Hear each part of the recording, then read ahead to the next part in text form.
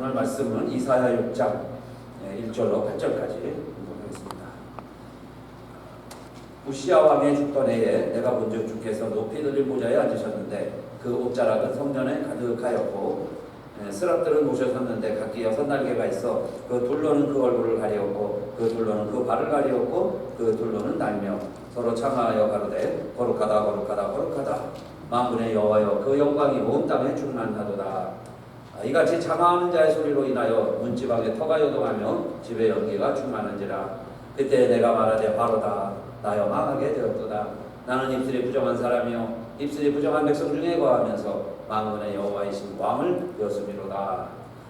때에 그 스랍의 하나가 화조로 단에서 취한 바 핀 수출 손에 가지고 내게로 날아와서 그것을 내 입에 대며 가로되 보라 이것이 내 입에 닿았으니 내 악이 제하여졌고 내 죄가 사하여졌느니라 하더라. 내가 또 주의 목소리를 들은즉 이르시되 내가 누구를 보내며 누가 우리를 위하여 갈고 그때 내가 가로되 내가 여기 있나이다 나를 보내소서. 아멘. 지난주에는 솔로몬의 이야기를 했습니다. 그런데 솔로몬의 사후에 나라가 하나가 되지 못하고 둘로 나눠지게 됩니다. 그래서 북왕국 두 지파 여로보암이 다스리게 되고 솔로몬의 아들 르호보암은 10지파를 다스리고 솔로몬의 아들 르호보암은 남쪽만 통치하게 되는데 두 지파의 왕이 되죠. 그러면서 서로 반목하고 힘이 있을 때 공격하고 또 주변 나라와 동맹을 맺고 자기 형제 국가를 치는 거죠. 그러면 또 다른 쪽은 또 다른 나라와 동맹을 맺고 또 다른 쪽을 또 응징합니다. 자, 이 역사가 이스라엘 남북의 역사예요. 그런데 결과는 우리가 다 알고 있듯이 북왕국이 먼저 721년 아수르 나라에 망하고 그 다음에 남왕국마저도 586년 바벨론에 의해서 멸망을 당합니다. 이것이 성경의 기록이고 역사 이야기죠. 이러한 때 하나님께서는 아브라함과도 약속하시고 모세와도 약속하시면서 주신 그 축복과 율법이 있는데 이스라엘 백성들이 그것을 잘 지켜내지 못하고 결국 나라가 망하는 멸망에 이르는 역사를 성경은 자세히 기록하고 있고 그것을 우리는 하나님의 말씀으로 받들어 읽고 있습니다. 그 가운데 이제 이사야가 나타나서 하나님의 말씀을 선포하기 시작을 하죠. 그래서 이사야는 선지서 중에 첫 번째 책입니다. 아가서 아름다운 이야기까지 읽고 이제 이사야서를 읽게 되는데 그렇게 하나님이 우리를 사랑하시는 이야기였죠. 우리 한 사람 한 사람을 술람미로 보시는 거예요. 그러면서 우리를 그렇게 사랑해 주셨는데 지금 이사야가 성전에서 하나님을 보게 되죠. 보통 때처럼 이렇게 제사를 드렸는데 그날은 갑자기 성전에 연기가 가득하고 문지방이 흔들리면서 천사들이 나타나서 날개짓하면서 얼굴 가리고 발을 가리고 입으로 막 하나님을 찬양합니다. 그 내용이 거룩하다 거룩하다 거룩하다 하죠. 하나님은 이렇게 거룩하신데 우리가 어느덧 죄에 빠져있고 죄 가운데 살던 우리가 하나님을 보게 된 겁니다. 그 두려워하는 이사야에게 하나님께서 천사를 통해서 제단에 타고나는 수치 있는데 그 수치를 입술에 대면서 내 죄가 사하여졌다. 그런데 하나님이 하는 음성을 듣게 됐어요.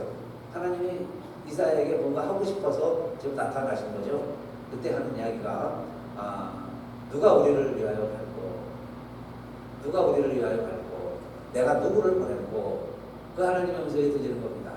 내가 누구를 보내야 되며 누가 우리를 위하여 갈고 그럴 때 이사야가 하나님이 살아계시구나. 하나님 우리와 함께 계시구나. 이제 하나님 우리를 떠난 줄 알았어요. 근데 하나님 우리와 함께 계시구나. 그러면 그 하나님을 내가 직접 봤는데 하나님을 만났는데 하나님 무슨 말씀을 제가 해야 될까요? 내가 여기 있나이다 나를 보내소서. 이렇게 응답을 하고 하나님께 받은 말씀을 이제 전하기 시작을 하는데 66장까지 되어 있죠. 그래서 보통 한 3-4번 해야 되는데 한 2번 할 수 있을까 모르겠어요. 그래서 이사야의 말씀을 이제 전하게 되었는데 첫째는 이겁니다. 하나님 없이는 우리가 살 수 없고 하나님이 계시면 우리가 항상 승리한다는 그 임마누엘 하나님의 백성 그 선민으로 살아가던 이스라엘이 그 왕을 세우고 이방 나라와 경쟁을 하고 특별히 남북이 분단되면서 이제는요 힘이 죄인 걸 알았어요. 국방이 튼튼해야 된다는 걸 압니다. 국력이 세야 된다는 걸 알았어요. 그래서 이제 애굽에 의지하고 아수르에 의지하고 서로 동맹을 맺으면서 나라를 지키려고 그래요. 그럴 때 이사야가 본 게 우시야 왕이 죽던 해에 내가 왕이신 하나님을 배웠도다 그러죠. 그러니까 진실로 인간이 왕이 아니고 영원한 하나님이 우리의 왕이셨는데 그 왕을 우리들이 저버리고 사람을 왕으로 세우고 그때부터 나라가 타락하기 시작한 거예요. 그래서 오죽하면 하나님이 아브라함을 통해서 이스라엘을 세우시죠. 그의 손자 야곱 때 12아들이 이스라엘의 조상이 되죠. 그렇게 해서 세운 하나님의 백성을 어떻게 하나님이 멸할 수 있겠어요? 토기장이가 그렇게 심혈을 기울여서 만들었던 독이라도 마음에 들지 않을 때 아낌없이 깨버리는. 그런데 토기장의 마음은 깊은 게 아니죠. 무엇과도 표현할 수 없는, 어떻게도 바꿀 수 없는 그 마음을 가지고 그 아끼던 심혈을 기울였던 독일을 깨버리는 것처럼 하나님은요 깨버릴 수밖에 없었어요. 그 심정을 지금 이사야에게 알려주고 이사야가 그 말씀을 전하는 겁니다. 그러면 이사야의 첫 번째 메시지는 뭘까요? 하나님이 여러분에게서 우리에게서 떠났습니다. 이야기해요. 이제 하나님 우리 함께 계시지 않습니다. 하나님이 떠났습니다. 이야기죠. 하늘이여 들으라, 땅이여 귀를 기울이라, 여호와께서 말씀하시기를. 이게 하나님 말씀이라는 거예요. 내가 자식을 양육하였거늘 그들이 나를 거역하였도다. 자식이 부모를 배반한 것처럼. 또 소는 그 임자를 알고 나귀는 주인의 구유를 알건만은 이스라엘을 알지 못하고 나와 내 백성은 깨닫지 못하는도다 하였도다. 짐승도 자기 주인을 알아요. 소는 임자를 알고 나귀는 제진의 구유를 압니다. 그런데 어떻게 하여 이스라엘이 하나님을 저버리고 하나님을 깨닫지 못하게 되었느냐 하는 거죠. 그래서 비유로 이야기하기를 포도 주인이 땅을 개간해서 돌을 제하고 그 좋은 땅을 만들어서 흑상토 포도나무를 심었는데 그 종자에서 좋은 포도가 맺히기를 바랐더니 들포도를 맺었다. 얼마나 포도원칙이 실망하는 이야기겠어요. 어느 포도보다도 심혈을 기울여서 정성껏 포도 종자를 심었는데 기대에 어긋나는 들포도, 먹지도 못하고 베어버릴 수도 없는 들포도를 맺었더라. 이것이 이사야의 말씀이죠. 이게 바로 이스라엘의 이야기고 포도원은 이스라엘 족속의 이야기라 이겁니다. 우리 인생은요 아담 때부터 알아봤습니다. 선악과 따먹지 말아라. 그게 유일한 계약이었는데 그 계약을 저버리고 다 먹잖아요. 그러니 아무리 하나님이 모세를 통해서 율법을 주고 이렇게 잘 우리가 범하지 않고 살면 내가 너의 하나님 되고 너는 내 하나님이 되리라. 5대 제사를 통해서 제사 잘 드리면 내가 하나님 만나줄게. 거룩한 하나님을 우리가 어떻게 만날 수 있겠어요? 그러나 그 제사 방법을 통해서 짐승의 희생을 통해서 우리가 하나님 앞에 나아가는 방법을 알았습니다. 그럼에도 불구하고요 우리 사람들은 그 율법 그 계약 다 저버린 거예요. 하나님이 무슨 소용이 있어 이렇게 된 거예요. 그래서 어려움 당하면 인생을 의지하고 다른 신을 찾고 결국 우상을 섬기고 그렇게 된 거죠. 그래서 하나님이 주신 계명 1계명부터 10계명까지 다 범하는 겁니다. 특별히 우리 이사야 시대에는 나 외 다른 신을 두지 말아라 그러는데 다른 신들이 앞장서는 거예요. 왕도 백성들이 저희들 우상을 만들지 말고 섬기지 말고 절하지 말아라 그랬죠. 각 마다마다 각 동네마다 우상들이 진리했던 겁니다. 왜냐하면 이 주변 나라들이 보이고요. 그들과 함께 지내다 보니까 그들의 하나님이 더 좋아 보이고 그들의 하나님이 더 강해 보일 거예요. 그렇게 해서 그들을 섬기기 시작했다 이겁니다. 자, 그런데 이 이사야의 메시지는 두 번째 이렇게 절망으로만 끝난 게 아니라 그러나 그런 가운데에서도 우리 가운데 남은 자들이 있다는 겁니다. 그래도 끝까지 하나님을 섬기는 자들이 있다. 상선이 나무가 뱀을 당해도 그토이가 남아있는 것처럼 지금 백성들이 다 우상을 섬기고 모든 백성들이 다 하나님을 저버린 것 같아도 불토이가 남아있다. 하나님을 섬기는 백성들이 남아있다는 거예요. 그런데 그 하나님을 섬기는 백성들이 어떤 백성들이냐? 1장 9절에 보니까 하나님이 남겨두신 백성이라는 겁니다. 우리가 어떻게 믿음 생활할 수 있느냐? 어떻게 우리가 지금까지 하나님 의지하고 하나님 버리지 않고 살아갈 수 있었느냐? 그것도 하나님의 은혜로 하나님이 남겨두셔서 그 이야기죠. 1장 9절에 만군의 여호와께서 우리를 위하여 조금 남겨두지 아니하셨다면 우리가 소돔과 고모라 같았으리로다. 상태는요 소돔과 고모라예요. 그보다 더합니다. 그런데 하나님이 은혜로 우리를 남겨주셔서 지금도 살아있는 지금도 하나님 섬기는 하나님의 백성들 아직도 소수이지만 남아있다 그 말씀 아닙니까? 이사야를 통해서 하나님 주시는 말씀이에요. 그래서 너희 가운데 내 백성이 있다 하는 말씀이고요. 이사야 4장 3절에도 시온에 남아있는 자가 있고 예루살렘에 머물러 있는 자가 있는데 곧 예루살렘에 있어 생존한 농명된 모든 사람은 거룩하다 칭함을 얻으리니 그랬어요. 하나님의 은혜로 지금도 구원받아서 우리의 이름이 생명책에 기록되어 있는 것처럼 지금도 그 이름이 구원받은 하나님의 백성이 있다 그 말이죠. 그런데 우리들이 의로워서 우리들이 율법을 다 지켜서 그게 아니고 하나님이 남겨두셔서 그래야겠죠. 하나님의 은혜로. 그래서 이런 자들은 4장 4절에 보니까 하나님이 시온의 딸들의 더러움을 씻으시고 예루살렘의 피를 그 중에서 정롭게 깨끗게 아름답게 다시 백합화처럼 다시 사과나무처럼 하나님이 그렇게 보시는 내 백성들 남자들이 아직도 있다 그래야겠죠. 그래서 이사야가 이렇게 비유를 합니다. 사람이 도끼를 드는 거지 도끼가 사람을 움직이느냐. 사람이 도끼를 들고 나무를 치는 거죠. 도끼가 사람을 움직이는 게 아니고 이것처럼 하나님이 우리를 통치하시고 지배하시는데 때로는 이방 나라가 쳐들어오고 가뭄이 들고 기근이 들고 전염병이 들고 어려움도 있지만은 그렇게 힘들면 사람들이 자꾸 다른 신 의지하고 다른 나라 의지하고 다른 곳에 조금 바치고 도와달라고 그런다 해야 돼요. 어느 순간에 왕부터 백성들까지 다 하나님 다 잊어버렸어요. 그러면 전쟁이 일어나고 기근이 일어나고 사람이 죽고 이런 모든 일들 그게 사람이 이런 일들을 움직이는 거냐 도끼가 사람을 움직이느냐 해야 돼요. 그게 아니고 하나님의 손이 하나님이 하고 있는데 왜 하나님께로 돌아오지 아니하고 하나님을 의지하지 아니하느냐. 이게 이사야가 하나님의 마음을 알고 이 말씀을 계속 전하는 거죠. 그러나 그 가운데서도 일부는 자기를 친자를 의지하지 아니하고 아수르를 치면요 아수르에 의지하는 거예요. 애굽이 치면 애굽을 의지하는 거예요. 애굽에 살려달라고. 자기를 친자를 의지하지 아니하고 이스라엘의 거룩하신 자 여호와를 진실히 의뢰하는 자가 있도다 그랬어요. 그러한 때에도 여호와를 진실히 의지하는 자가 있도다. 그런데 많지 않아요.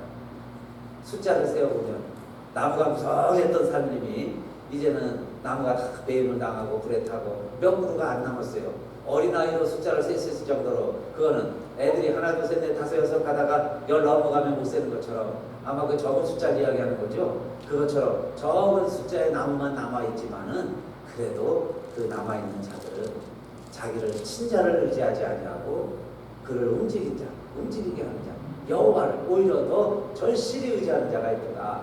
그게 남은 자라는 거예요. 그 남은 자. 그 다음에 남은 자, 곧 야곱의 남은 자가 하나님께로 돌아올 것이라. 이스라엘의 내 백성의 바다에 모래 같을지라도 남은 자만 돌아오리니 넘치는 공의로 회면이 작정되었습니다. 내 백성이 바다의 모래와 같다. 여러분 기억나시죠? 내 자녀가 바다의 모래같이 하늘의 별과 같이 아브라함의 약속 아닙니까? 아브라함의 약속대로 아브라함의 축복으로 우리 백성들이 우리들이 이렇게 많은 수가 되었지만 70명이 60만이 되고 지금 가나안 땅에 바다의 모래같이 많은 숫자가 되어서 살아가고 있지만 그러나 어느 순간 하나님이 조짐을 보여주시고 징조를 내려주시고 돌아오라고 하셨지만 결국 돌아오지 아니할 때 나라가 남북이 되고 결국 남북이 서로 싸우다가 결국 멸망의 길을 가는데도 자 하나님의 말씀을 선포해도 그 선지자들의 말을 듣지 아니하다가 그 이야기입니다. 이렇게 회면이 작정되었구나. 그러나 그 가운데서도 여호와를 절실히 의지하는 자가 있고 브루토이가 되어서 하나님의 소망을 바라보는 자가 있도다. 그래서 이사야 28장 5절에 가면요 그날의 만군의 여호와께서 그 남은 백성에게 영화로운 면류관이 되시면 아름다운 화관이 되실 것이라. 그래요. 결국 내가 하나님만 붙들고 있으면 그 하나님이 언젠가는 그 브루토기에서 싹이 나고 큰 열매를 큰 나무가 되게 하시듯이 하나님이 다시 아름다운 화관이 되신다. 하나님의 영화로운 면류관이 되실 것이다. 그런 내 백성 남아있는 자들이 자 있다 하는 겁니다. 그래서 오늘날도요 다 세상 풍조대로 살아가는 것 같아도 하나님의 말씀에 순종해서 하나님 말씀대로 살아가는 남은 자들이 있습니다. 자, 그 남은 자들이 누구냐? 그 남은 자들이 돼야 되겠죠. 우리는 흔히 내가 구원받아서 하나님의 백성이 되었다. 그렇게 생각하는데 세례요한 때 세례요한에게 세례를 받으러 온 많은 사람들에게 세례요한이 느닷없이 이런 이야기를 합니다. 속으로 아브라함이 우리 조상이라고 생각지 말라. 우리가 유대인인데 이스라엘 백성들인데 하나님의 백성인데 축복을 누리고 있는데 이렇게 살아가고 있는 유대인들에게 너희가 아브라함의 자손이라고 생각하지 말아라. 하나님은 너희 이 돌들로도 아브라함의 자손이 되게 하리라. 돌들도 하나님의 자손이 될 수 있는데 지금 하나님의 자손이라고 하는 너희들은 하나님의 자손이 아니다. 이 말은요, 하나님이 이미 떠났다. 하나님하고 상관없는 삶을 살고 있다. 그 이야기죠. 그게 다시 하나님의 자손이 되어라. 이거는 훗날 세례요한이 예수님이 오셔서 이루신 방법, 이루신 나라, 예수님을 염두에 두고 하시는 이야기죠. 그러니까 오늘날 예수님이 없으면 아무리 우리가 좀 잘 사는 것 같고 바르게 사는 것 같아도 여러분 우리에게 의의가 없다는 거예요. 바르게 살지 못한다는 거예요. 하나님이 없다는 겁니다. 예수님이 없으면 하나님이 없다는 거예요. 아니 내가 이렇게 율법을 별로 멀만 않은 것 같은데요. 그래도 율법을 꽤 지키는 편인데요. 내가 악은 별로 하지 않았는데요. 그죠? 내가 전과가 없습니다. 그런데 세례요한의 말에 의하면 우리는요 다 하나님하고 상관없는 백성이라는 거예요. 자기 주장대로 살았지, 자기 멋대로 살았지, 자기 의로 살았지, 하나님 없는 백성들로 다 회개해요. 그럼 어떻게 해야 되냐? 회개하라. 회개하라. 천국에 가까웠다. 하나님 나라 가까웠다. 그럼 어떻게 하나님 나라 가까운 겁니까? 근데 예수님이 세례를 받으러 오시고 내가 세례 받아야 되는데 예수님 세례 받으십니까? 네, 해나여라 했어요. 너는 내 사랑하는 아들, 내 기뻐하는 자니라. 그러면서 예수님의 공생애가 시작이 됩니다. 예수님 오시는 길을 예비한 세례 요한이 되었어요. 그래서 후에 결론으로 말씀을 드리면 바울은 이렇게 이야기를 합니다. 바울의 갈라디아서 3장 29절에 너희가 그리스도께 속한 자면 그러죠. 너희가 그리스도께 속한 자면 아브라함의 자손이요 약속대로 유업을 이루는 자니라. 이 땅에서도 하나님의 나라를 살고 하나님 나라의 영원한 상속자가 되어서 살아갈 수 있는 길이 있는데 너희가 그리스도께 속한 자면 예수 그리스도께 속한 자가 참 이제는 아브라함의 후손이요 바닷가에 같이 많은 모래와 같은 많은 사람들이 다 그 축복을 누리는 게 아니라 오직 남은 자만 그 은혜와 그 축복을 누리는데 바로 그 은혜와 그 축복은 예수 그리스도를 통해서 할렐루야 예수 그리스도를 통해서 그 나라가 이루어지는 것이다. 해야 됩니다. 그래서 그것을 이미 하나님은 이사야를 통해서 얘기해 주셨죠. 선포해 주셨어요. 그래서 그 다음에 보면 이사야 6장에서 이사야가 소명기사를 다뤘다면 7장에 바로 이 말씀이 나오죠. 보라 처녀가 잉태를 아들을 낳을 것이요 그 이름을 임마누엘이라 하리라. 이 아이가 자라서 선과 악을 분별하기 전에 지금 너희가 무서워하는 그 두 왕이 누구냐면요 북왕국의 베가와 아람의 르신이 동맹을 맺고 남왕국 아하스에 쳐들어왔습니다. 그래서 지금 남왕국 아하스 시대에 이스라엘가 통치하고 있는 거예요. 그러니까 이 아하스도 머리로 궁리하고 있습니다. 북하고 아람이 동맹을 맺었으니 그러면 나는 애국으로 갈까? 애국과 동맹을 맺을까? 아니면 다메섹과 동맹을 맺을까? 그거 염려하고 걱정하고 이게 살 길인가? 우리가 어떻게 해야 살까? 나라가 지금 풍전등합니다. 사실 장난이 아니에요. 지금 심각합니다. 바로 지금 연합군이 쳐들어오고 있어요. 아니 이럴 때 지금 어떻게 살아야 할 길이냐 이 말이에요. 그럴 때 이사야 선지자가 왕과 온 백성들의 선포한 말씀이 이 말씀입니다. 그래서 우리가 성경을 읽을 때는 삶의 자리를 분명히 역사적으로 파악을 해야죠. 그래서 그 시대의 삶의 자리가 있습니다. 그게 바로 이 남왕국에서 이렇게 어려움 처할 때에 이 이사야 예언을 읽게 돼요. 그 이사야는 뭡니까? 우리가 하나님 없이 지금까지 살아왔는데 하나님께로 돌아가자. 그러면 하나님은 하나님의 방법으로 임마누엘 우리와 함께 해주시는데 언제 우리와 함께 해주시느냐? 시기는 모르는 거죠. 그러나 언젠가 처녀가 아들을 낳는다. 그럼 처녀가 또 언제 아들을 낳겠어요? 그러나 그 아이가 곧 자란다. 근데 언제 자라겠어요? 그래서 이 아이가 언제 선악을 분별합니까? 그러나 선악을 분별할 때가 온다. 아이들 조금만 자라면 알죠. 그때가 되면 그때가 이르기 전에 너희가 이렇게 무서워서 벌벌 떨고 있는 저 북왕국의 배와 아람의 르신 두 부직갱이에 불과하다. 타다 놓으면 장작이야. 저거 조금 있으면 다 없어져, 쟤야. 너 왜 이렇게 두려워하고 걱정을 하느냐? 너희들 하나님 언제 다 잊어버렸니? 너희도 하나님 앞에 언제 돌아올 거야? 너희가 정말 내 자식들이냐? 자기 하나님이요, 그렇게 힘이 세고 좋은 분인데 그 하나님은 다 잊어버리고 엉뚱한 밀고 엉뚱한 발, 엉뚱한 판넬, 이름도 알 수 없는 밀고 이런 것들 의지하고 찾아가면서 그들의 또 나라 군대 의지하겠느냐? 그 이야기죠. 하나님이 볼 때는요, 야, 걱정하지 말아라. 언젠가 애가 태어나서 선악을 하게 되는 것처럼 그 때가 오게 될 텐데 그때 되면 다 그 왕들 다 없어지고 말 거야. 다 사라지고 없어졌어. 그러니까 여러분, 실질적인 우리들이 무신론자죠. 진짜 하나님 안 믿는 거예요. 좀 어렵고 아파보면 내 삶이 참느냐고, 그렇죠? 힘들어서. 그럼 너 하나님 어디 있느냐? 하나님이 그러시는 거죠. 그렇게 예배드리다가 어느 날 막 문지방이 흔들리고요, 갑자기 성전 안에 영기가 가득하고 무언가 하나님의 존재를 느끼기 시작하는 거예요. 내 몸으로 하나님이 계시구나, 천주를 하는 거죠. 그럼 이제 우리가 어떻게 할까요? 내가 하나님 봤습니다. 이 죄인이 하나님 만났습니다. 아니야, 너 거룩한 자야. 너 죄를 죽지 않아. 너 죄 때문에 죽는 거 아니야. 읽어주신 거죠. 입술을 부정한 입술을 깨끗해 주시면서. 그리고 어떻게 하라는 거예요? 다시 하나님께로 돌아가라. 그 남은 자가 있다는 거예요. 정말 믿는 하나님 믿는 사람들, 절실히 하나님 의지하는 사람들, 그 하나님 사람들이 있다. 그를 믿고 바라볼 수 있느냐 그 이야기고. 그런데 그 메시아가 그러면 그렇게 와서 우리를 구원해 줄 자가 어딘지 옵니까? 그랬더니 저 스불론과 naphtali 땅이요, 변방 이방입니다. 갈릴리죠. 어둠 가운데 있던, 흑암 가운데 있던 그곳에 하나님의 빛이 임하게 될 텐데 그곳에 하나님의 영광이 서리라. 갈릴리 지역에 오신 분, 그런데 그분은 이새의 뿌리에서 오실 것이다.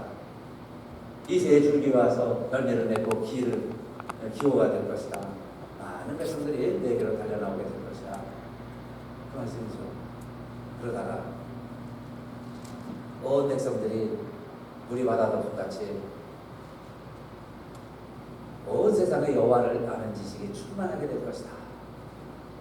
하나님을 아는 지식으로 충만하게 되면 두려움도 없고 해함도 없고 상함도 없을 것이다.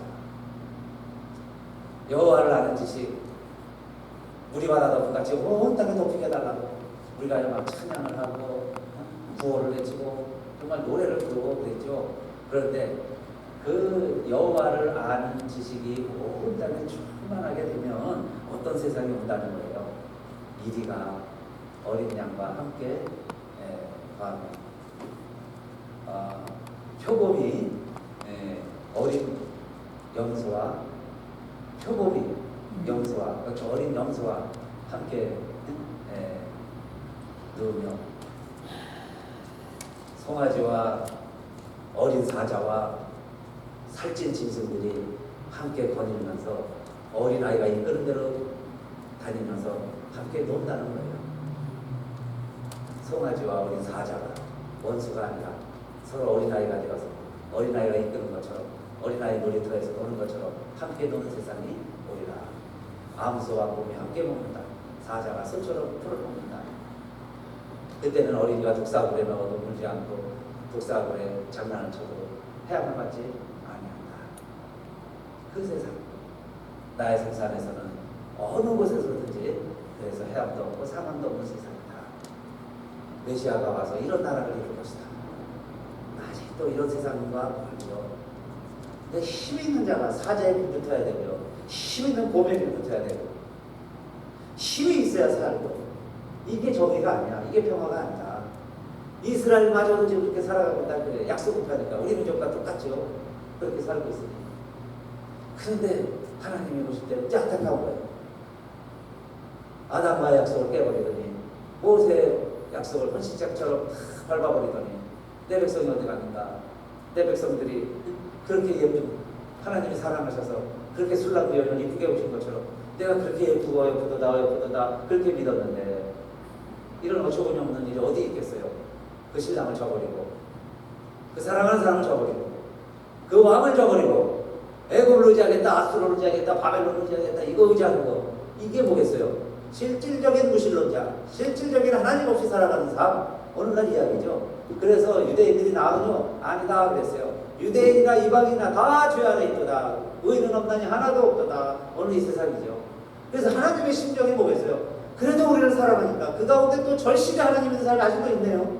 그 희망을 보실 때 하나님께서 선포하신 것이 하나님의 마지막 방법이죠. 그 하나님의 마지막 방법은 뭐예요? 그래, 그럼 갈릴리 땅에 빛을 비추시고 이새의 줄기에서 싹이 나게 하시고 베들레헴에서 태어나게 하시고 6월절에 어린 양을 잡는 게 아니라 정말 하나님이 죽어서 하나님이 희생 양이 되어서 온 인류의 구주가 되어서 그래 그러면 살아갈게. 그래 그렇게 하면 사자하고 어린 양, 약한 자나 강한 자나 죄인이나 의로운 자나 다 함께 살아갈 수 있는 의로운 세상이 될 수 있을 거야. 그게 하나님의 계획이고 방법이었죠. 그래서 이사야를 통해서 하나님께서 그 마음을 열어주시고 그리고는 이 말씀을 선포하게 하신 겁니다. 그래서 이사야서는 가장 메시아적인 복음이 하나님의 나라를 가장 많이 사모하고 그리고 있는 구절들이에요. 66장이 전부 메시아 사상이라고 할 수 있습니다. 이 아름다운 하나님의 나라는요, 사람이 이룰 수 없고 사람이 노력해도 안 되더니 우리가 수고해도 안 되더니 하나님의 방법으로 하나님께서 임마누엘 축복하시는 이야기입니다. 그래서 이사야 7장 14절부터 마지막 장까지 보면요, 참 그날의 메시아가 오면 고난받는 종의 노래 대표적이죠. 그렇게 하면서 순환받는 메시아가 와서 이 평화를 이룰 것이다. 이때를 완성시키실 것이다. 이야기입니다. 그런데 바울은 그 이새의 줄기에서 오시는 예수 그리스도를 이렇게 소개합니다. 사실 여러분 설교라는 게 저는 그렇게 믿어요. 그리스도를 발견한 사람들이 구약에서 그 메시아를 찾아내는 거죠. 그러니까 확실한 예수 그리스도에 관한 신앙 고백이 있는 사람들이 구약을 읽으면 구약은 여러분요 쓸모없는 책이 아니에요. 학자들이 이야기하듯이 무슨 뭐 이렇게 가치 없는 책이 아닙니다. 그걸 읽으면 읽을수록 하나님의 사랑을 발견하고 하나님의 계획을 발견하고 마치 족보를 읽는 것처럼 족보를 통해서 나를 발견하는 것처럼 내 안에 하나님의 사랑이 차고 넘치는 것이 바로 이 구약의 연연히 흐르는 맵을 통해서 하나님이 나 하나를 구원하시고 나를 이렇게 사랑하셨구나 하는 어마어마한 보고가 담겨져 있는 거죠. 그런데 그냥 읽으면 너무 내용이 방대해요. 역사를 알아야죠. 뭐 문학 양식을 알아야죠. 뭐 복잡해요. 어느 때는 하나님이 없는 것 같죠. 하나님이 왜 심판하시는 것 같고 이게 하나님이 사랑인가 무서운 것 같기도 하고 막 오리무중에 빠지기가 쉬워요. 너무 방대하기 때문에. 그러니까 성경을 어떻게 읽어야 되냐면 하나님이 우리를 보시는 관점이 있다고 그랬죠. 하나님이 우리를 왜 예쁘게 보실까요? 예수 그리스도를 통해서 보시기 때문에 우리가 예쁘게 보이는 거예요. 그것처럼 우리는 하나님을 어떻게 봐야 되느냐? 우리가 구약을 어떻게 읽어야 되느냐? 거꾸로 우리들도 예수 그리스도를 통해서 구약을 읽으면 하나님이 잘 보이는 거예요. 하나님의 사랑이 드러나는 거죠. 이게 나의 이야기야. 나의 족보 이야기로 보이는 거예요. 그렇죠? 내 조상, 내 아버지 찾고 내 할아버지 찾고 우리 4대조 할아버지 이야기가 구약에서 펼쳐지고 있죠. 나오기 시작했다 그 이야기입니다. 그래서 설교가 그거죠. 구약을 통해서 예수 그리스도 전하는 거예요. 또 신약에 예수 그리스도 부활했다는 거 전하는 거고, 지금 그 예수님 다시 오셨다는 거 전하는 거. 이게 설교지. 뭐 다른 이야기 할 수 있겠어요. 그래서 바울의 설교도요. 그 명설교가 되는 이유는 그 세 가지 핵심이 있습니다. 바울도 그거 설교한 거예요. 그래서 비시디와 안디옥에 회당을 되니까 회당에 가서 성경을 읽고 이제 서로 이야기를 합니다. 네. 그런데 바울이 깨닫는 걸 이야기해요. 그러면서 이야기합니다. 하나님은 우리의 많은 왕들을 세우셨는데 다윗 왕을 세우시고서는 내 마음을 합한 왕이라고 너무너무 기뻐하셨습니다. 그리고 우리 식으로 말하면 유대인들이 아멘 아멘 막 박수쳤을 거예요. 다윗만 이야기하면 유대인들이 좋아하니까요.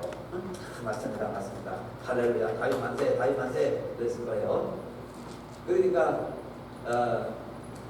바울 다시 이야기하잖아요. 그런데요 바울은 죽어서 무덤에 묻혀서 썩었지만 썩지 않은 분이 계신데 그분이 바로 예수 그리스도십니다.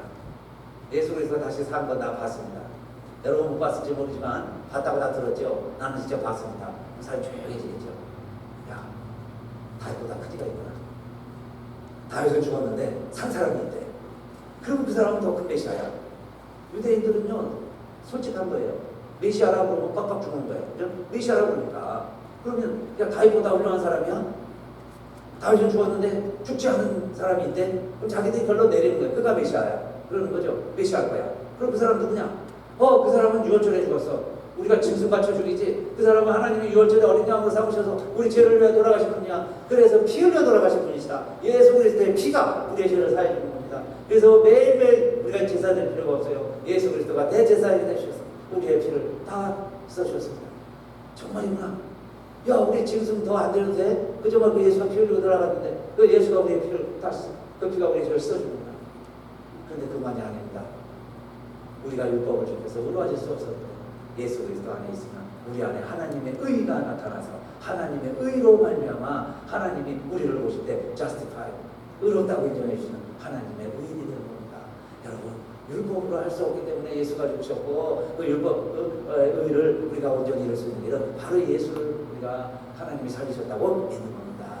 그게요 비시디오 안디옥에서의 설교였어요. 아 그렇습니까? 그러면요 우리가 어떻게 해야 됩니까? 그럼 여러분 더 이상 이제 율법에 의지하지 마시고 하나님의 은혜 가운데 가십시오. 그 말씀 비시디오 안디옥의 사도행전에서 선생님 읽어보세요. 그 뒤에 보면 은혜 안에 가십시오. 베베라 오직 은혜 안에 가십시오. 그러면 그 은혜라는 게 뭘까요? 저는 이 은혜를 이렇게 결론짓고 설명하고 싶어요. 바울이 로마서 15장 16절 이 은혜는 곧 나로 이방인을 위하여 그리스도 예수의 일꾼이 되어 하나님의 복음의 제사장 직무를 하게 하사 이방인을 제물로 드리는 그것이 성령 안에서 거룩하게 되어 받으심직하게 하려 하십니다. 그 은혜라는 게 뭘까요? 그 은혜는 이방인들도 하나님 모르는 사람들도 이제 그들이 믿고 듣고 성령이 가르쳐 해주셔서 하나님이 받아주신 하나님이 받음직한 사람들로 바꿔줍니다. 그게 구약에서 율법이었고 그게 제사였어요. 그런데 이제 그걸 못하니까 우리들이 그걸로 실패했습니다. 이제는 어떻게 이방인들이 하나님이 받으시는 백성이 되느냐? 우리들이 그리스도 예수의 일꾼이 되어서 저와 여러분이 예수 그리스도의 바로 하나님의 마지막 방법, 하나님의 마지막 남은 선택, 우리의 마지막 남은 자들 해야 될 일이 뭐냐? 우리들이 그리스도 예수의 일꾼이 되어서 하나님의 복음의 제사장이 되어서 하나님의 복음의 제사장이 되게 하소서.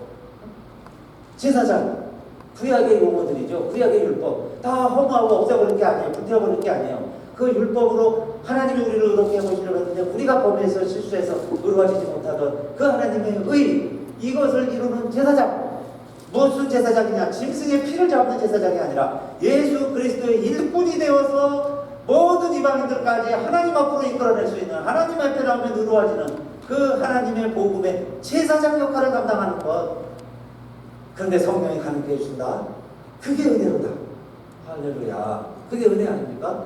그런데 누가 알고 그 말이에요. 그때 이사야가 느낀 거예요. 누가 그럼 이 일을 예수의 증인, 예수의 복음의 증인 누가 알고 내가 누구를 보낼까? 그럴 때 이사야가 고백했던 것처럼 주여 내가 여기 있나이다. 내 생명 얼마 남지 않았습니다. 나 가진 거 없습니다. 우리 힘 없습니다. 여러분요, 우리 많이 이제 늙었습니다. 그죠? 은퇴해서 할 일도 없습니다. 할 못합니다. 뭐 이럴지라도 그 말이죠. 내가 여기 있나이다. 나를 보내소서. 이제 마지막 남은 자들이 할 일이고 하나님의 마지막 남은 방법이다 이겁니다. 그래서 하나님이 이제 수많은 선지자들 우리 이야기할 거예요. 이사야 첫 번째를 통해서 읽어주는 겁니다. 이스라엘에서 나온 거, 처음에 보면서 나온 말들, 그게 다 하나님 아들 예수 그리스도 이야기예요. 그러니까 예수 그리스도의 일꾼이 되어서 하나님의 복음의 제사장으로 우리가 그 일을 감당해 나가는 거예요. 그런데 이제는 내가 하겠습니다. 그런데요, 주변에 우리가 힘이 없고 우리가 핑계대고 안 해서 그렇죠. 이제 우리가 예수 이름 전하기 시작하면요, 전하기만 하면 그들의 영혼 이미 출소할 때가 된 익은 음식들 많이 있는 줄로 믿습니다. 그래서 그분들에게요, 여러분 내 옹견이나 내 지식으로 전도하는 거 아니에요. 자, 살아계신 하나님의 마지막 방법, 성령께서 내게 그런 감동을 주실 때 이웃에게 예수 믿으라고 전해보세요. 그럼 우리가 하나님 나라 가기 전에 한 영혼이라도 정말 우리가 예수 믿게 하고 하나님 앞에 가면 잘했다 그러신 거예요. 그래서 이 아름다운 복음의 제사장들 다 되시기를 주님의 이름으로 축원합니다. 같이 일어나셔서 찬송합시다.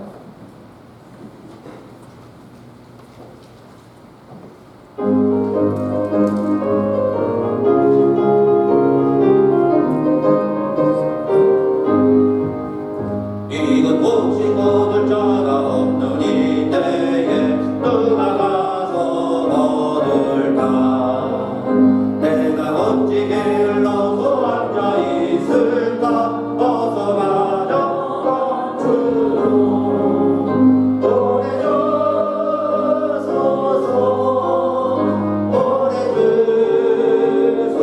보내주소서 제가 숲을 내 입술에 대니 어찌 주저할까 주여 나를 보내주소서 주가 두루 다니시며 일껏 부르나 따르는 자 없구나 오라 주의 사랑하는 이그 곳이 어서 보러 가자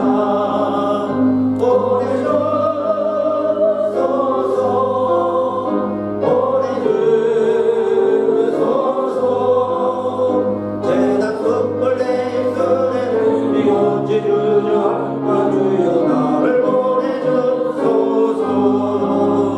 주가 나를 인도하니 언제 어디나 기뻐가서 일하는 주가 명령 내리실 때 능력 받아서 기뻐 거두리로다